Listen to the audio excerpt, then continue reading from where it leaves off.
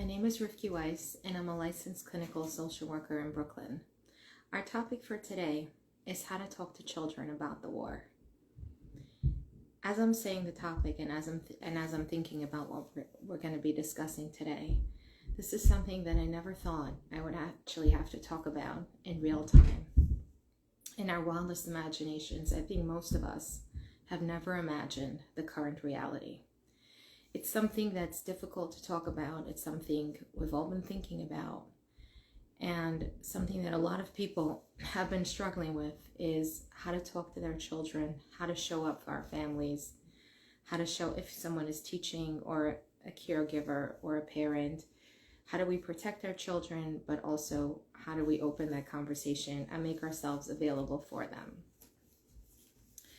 So I just want to point out that most of what I'm saying, while applicable in many situations, is mostly geared towards people who are not currently living in Israel, but like myself, I'm in Brooklyn, but like anyone else that's outside of Israel, whether you're Jewish or not, anybody that feels any type of connection to what's going on and is wondering how to talk about difficult topics to their children. There are many resources, and I've seen many very good, talented therapists posting things of what Israeli families can do with their children. But what we're talking about is mostly geared towards people who are outside of Israel. Our reality is different than theirs. So the first thing that I think is important to mention, and this is something that I've heard from many people are struggling with this, is how do we continue going about our lives? It feels weird. It doesn't feel right. It feels like we need to do something, or we need to do something different. Should there be school? Shouldn't there be school? Should we be shopping? Maybe someone has a birthday. Should we be celebrating things? It doesn't feel right. So an important point that I want to make is that the goal of terrorism is to terrorize. They want to make us afraid. They want to make us feel small. They want to make us scared. They want to make us sit home and worry and wonder. And if we shut down our lives and we stop going about our ways, then they've achieved their goal. One of the best ways that we can show them that they failed is by continuing what we've always been doing. This is something that everybody can decide for themselves. Should we be doing things differently? Should we be doing something extra?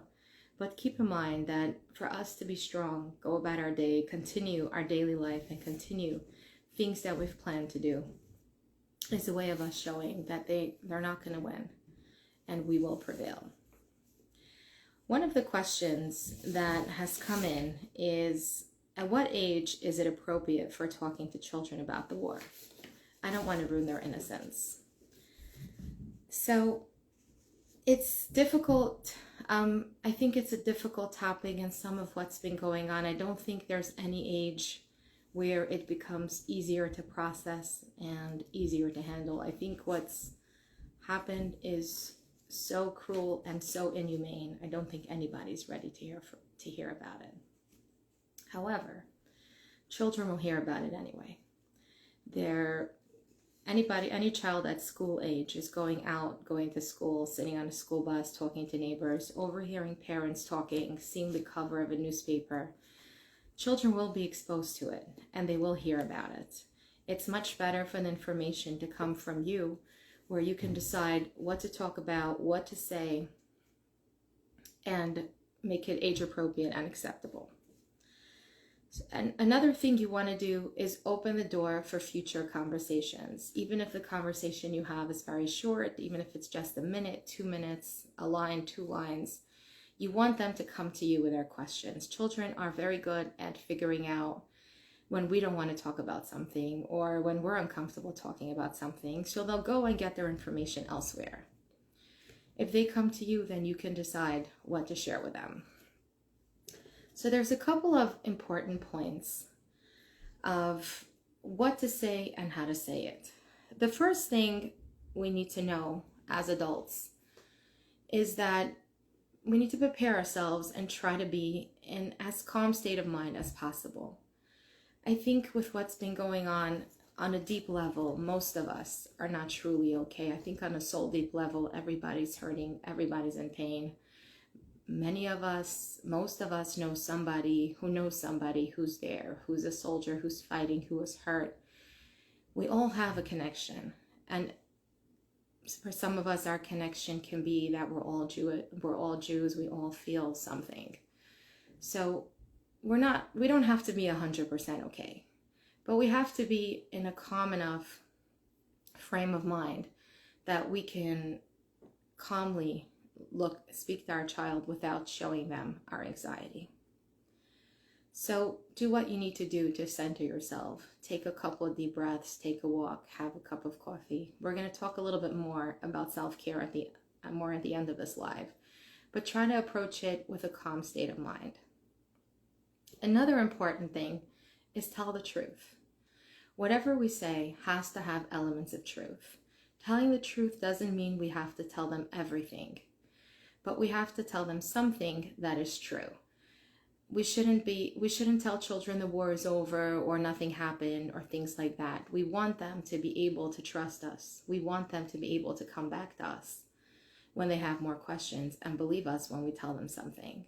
So in any difficult conversation with children, it's always important to tell the truth. The truth can be very basic based on the age of your child. Nobody is ready, as I said before, nobody's ready to hear about such things. But if a child has a question or they mention something, it means they're already thinking about it. And we might look at them and say, they're 3 years old, they're 4 years old, they're 7 years old, they're so young. It's not something I want to talk to them about it. But if they heard anything about it, or they have any type of question, or maybe they're afraid, what if it happens here?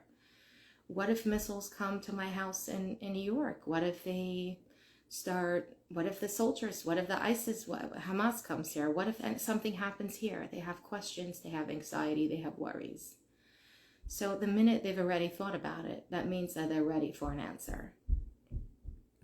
Stick to the facts and tell the child as much as they need to know. And this is something that's very much based on age, maturity level, and even their own curiosity.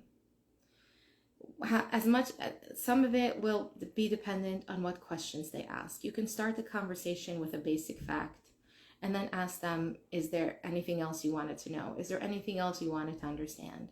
And some children will be satisfied with a simple sentence. You can say something like, terrorists are bad people who want to hurt people. And last week they attacked people in Israel. And the Israeli army is now fighting back. That's a simple statement of truth that explains it in a very short, simple nutshell. And if your child doesn't have additional questions, then you can let them know that if they do, they can come ask you. But it's a basic way of sticking to the facts, and then have them see if they have more questions. It's important to use real words like terrorist or rockets or war. It's important to stick to words that are clear and can be easily understood. We don't want to use words like a situation because that makes children worry. And what does that mean? They don't really understand. If we use a word that is real and true and clear, they can help process that information. So how does one begin such a conversation? So as we said, the first step is to make sure that we're in a calm as possible state of mind. And we start by sitting down with our child and saying, I want to talk about something that is serious and sad and might bring up a lot of feelings. It's not an easy topic to talk about, but it's very important that we have this conversation. And then you can bring it up. You can ask them what they know about the war. You can explain it in simple sentences. Like I said before, we start with a sentence or two and then check in and say, look at them. How are they handling it? How are they responding? Do you have more questions? Do you want to share with me how you're feeling? Is there anything else you want to ask me? It's important to also include in the conversation, I'm here for you. I'm here to answer your questions. I'm here for whatever happens. Whenever you have questions, you can come back and ask me. Sometimes children need time to process things, and you start a conversation with them and they don't have any more questions, and they'll come back hours later, a day later, a week later, with something they've been thinking about. Every child is different depending on the age of the child and whatever's maturity level they are. They will process things at their own pace. When we're dealing with children who are young, I would say 3 to 6. I'm assuming that most children under the age of 3 don't have the capacity to understand what a war is. But any child that's going to school will pick up on something. So we need to give them as simple of an explanation as possible. For children who are young, like under 5 or 6, preschool age, sometimes it's also based on their response and what anxieties you might see from them. Sometimes it's helpful if we show them on a map where America is, where Israel is. Sometimes for their own safety, it's important to tell them that this is taking place far away. It's in a different part of the world. But always tell the truth. It's important to not lie, but just be honest with whatever's going on. We don't have to have all the answers. Sometimes children will ask us questions like, how long will the war take? Will more people die? We don't know this. We hope, we all wish that it ends quickly. But it's a question that we can't answer. And sometimes children ask us questions that we're caught off guard and we can't answer right now. They ask us questions about hostages, about torture that we want to think about. We don't have an answer in the moment. It's okay to tell a child, this is a very good question and I want to make sure that I can give you the answer that it deserves. I need to think about this. I need to find out more about this. I will get back to you with an answer. And it's really important that we come back with an answer. If it's something that we don't know, we can't answer, like children are asking, when is the war going to be over? Are more people going to die? What's going to happen? We don't know these answers. It's okay for us to tell them that we don't know, but we also need to tell them what we do know. And we can answer something like, we don't know when the war is going to be over. We hope it's going to be over soon. But I do know that I'm here for you and we're going to get through this together. It's very important to offer whatever reassurance is in our power to give and what we do know, like I'm here for you, we'll get through this, and things like that. Another thing that's important is to try to gear the conversation towards something that they can do. Anxiety comes from feeling powerless and one of the things anxiety comes from is from feeling powerless, feeling out of control, feeling like there's a situation that we can do nothing about.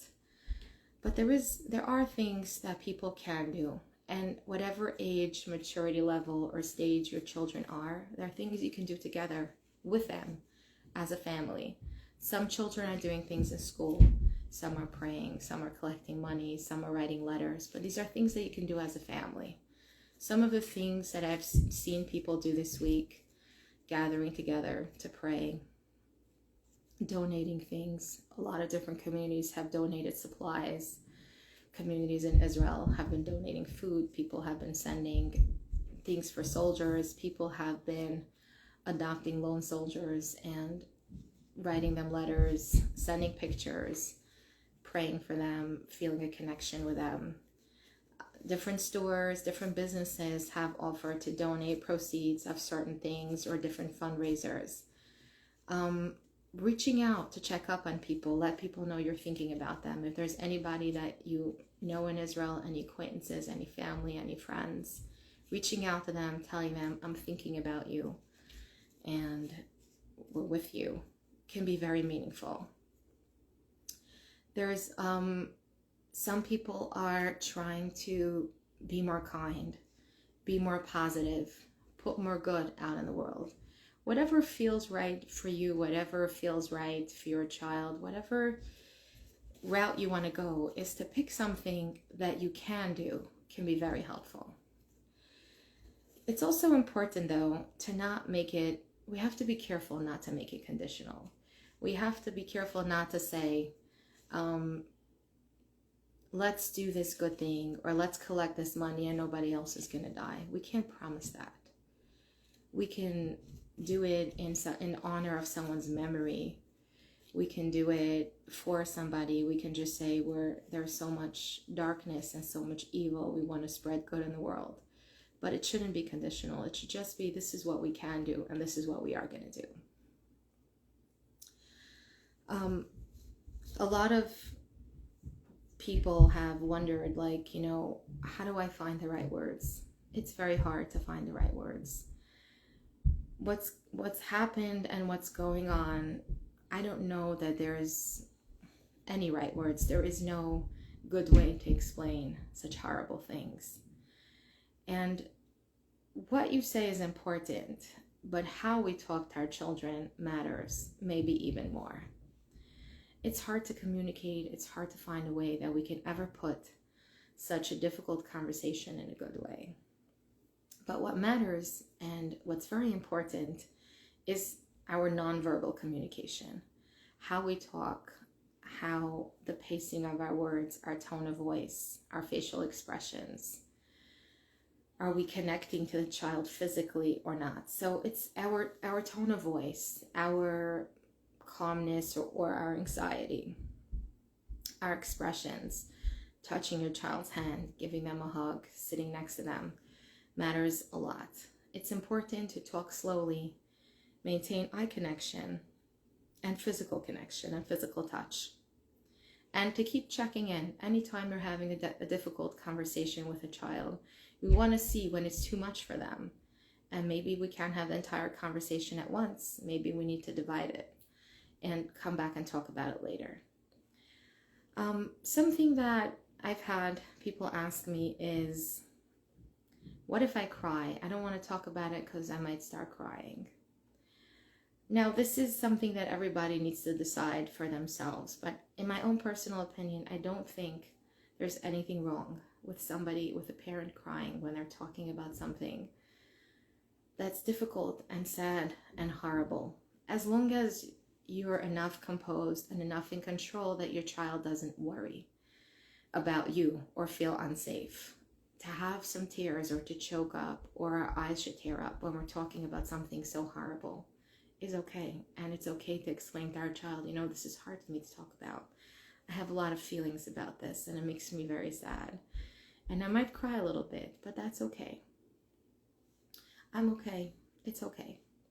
So it's also important when that happens to let children know that how they feel about it or how they react to it, whatever's going on for them is normal. If they're sad, it's okay. If they're not sad, it's okay. If they cry, it's fine. If they don't want to cry, that's fine too.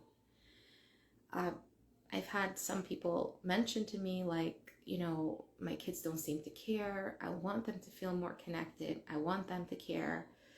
So I think it depends on the age of the child, and empathy is something that comes with maturity. And children, especially young children, have not always learned that skill. This is also something that's going on in a different part of the world. And it's much harder to connect to it if you haven't seen any videos or images of it, which is the plus side and the downside of people that have been following along the news. It helps you feel more connected, but it's also a lot more traumatizing. And I'm not saying that children should be seeing pictures or videos or some of what's been circulating. I don't think it's important, and I think that we can control the information we give our children. And trauma, vicarious trauma, PTSD is real and can happen from some of the things that have been circulating. I think it's our job to protect our children. We can give them the truth, but we can filter through it and package it in a way that they can handle it. They don't have to see the most horrific things that really I don't think anybody's equipped to handle. So whatever reaction you have, however you feel, if you feel connected, if you feel disconnected, some people are feeling guilty about their own feelings about what's going on. Whatever you feel is okay. There is no recipe. There is no right way. There is no one way to feel and do things. For people, another question that has come in is, what are some resources I can use to facilitate this conversation? So I've seen some things published by different organizations such as OHEL or Links. These things aren't mine, so I can't like put it up here, but if you look for it, you'll find it. But personally, I think the most important resource is you. You don't need any resources. You use yourself and your presence and your care as a resource to have this conversation. You keep it simple. Just by showing up, by letting your child know that you're here and you can talk about it and they can ask you whatever questions you want. You're opening the door to a conversation. That alone is enough. Another thing that people feel is, people say, I don't know how to handle it. I can't do this. Well, you already are. You're handling it. You're living through it. You are doing it. You don't have to do anything. You're not superhuman. With that being said, for those of us that are parents or caregivers of children, we have a responsibility to them and we need to show up for them in a way that we can take care of them, which makes taking care of ourselves not a luxury, but a necessity.